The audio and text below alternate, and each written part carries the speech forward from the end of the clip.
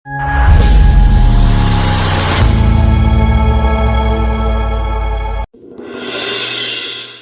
के एक भीतरी इलाके में बुलबुलपुर नाम के एक गांव था। एक दिन उसी गांव के एक आदमी ने एक ट्रैक्टर लिया। नया ट्रैक्टर लेने की बात सुन के गांव का ही एक आदमी भोले काका देखने आई। सुना है तुमने नई ट्रैक्टर ली? हाँ भोले काका, कल ही लिया है, पूरे 11 लाख रुपया से। अब गांव में मेरा ही ट्रैक्टर चलेगा। अच्छा ठीक है। अब तो खेत करने के लिए दूसरे की ट्रैक्टर नहीं ढूंढनी पड़ेगी। हाँ, अब गांव में सिर्फ मेरा ही ट्रैक्टर चलेगा। चलो अब मैं चलता हूँ, अगर ट्रैक्टर का जरूरत होगा तो बताऊंगा। ये कहकर भोले काका वहां से चला गया।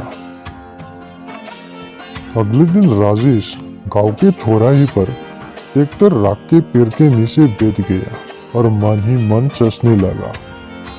अब देखता हूँ गांव का सबसे बड़ा आदमी कौन बनता है। 11 लाख से ट्रैक्टर लिया हूँ।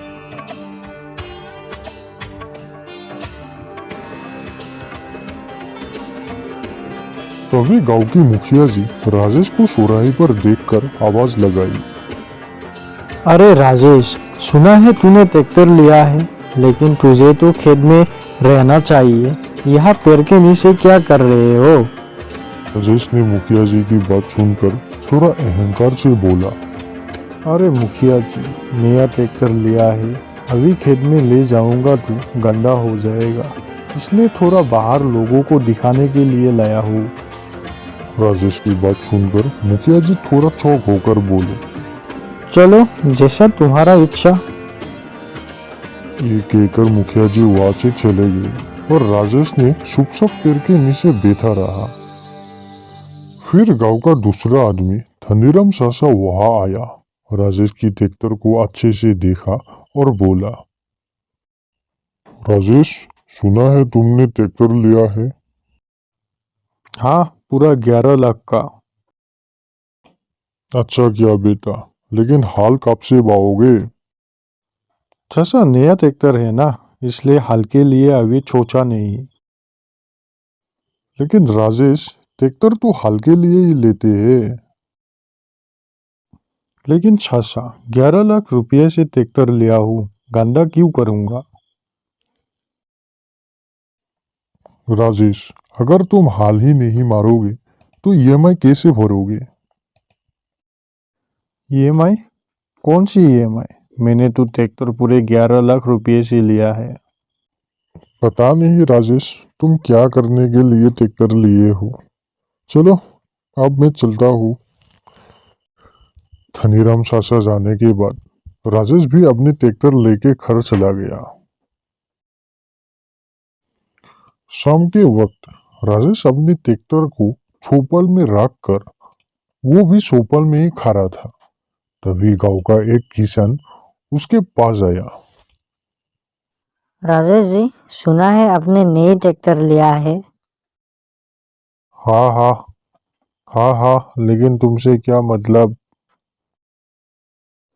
मतलब कुछ भी नहीं राजेश जी, मेरे खेत में हाल मारना था तो सोचा गांव में ही तो ट्रैक्टर आया है, एक बार पूछ लूं। किसान की बात सुनकर राजेश थोड़ा अहंकार भाव से बोला। अरे क्या बोलते हो, 11 लाख की ट्रैक्टर को खेत में हाल मार के गंदा करूंगी?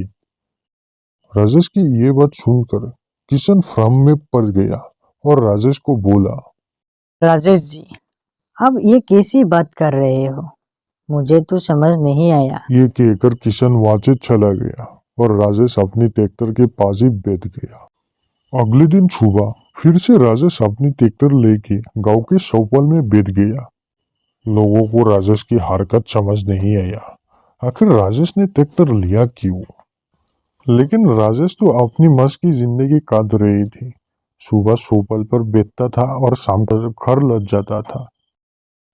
एक दिन राजेश के घर डीलर के ऑफिसर आए। राजेश कुमार तुम हो ना? हाँ मैं ही हूँ सर, लेकिन क्या हुआ?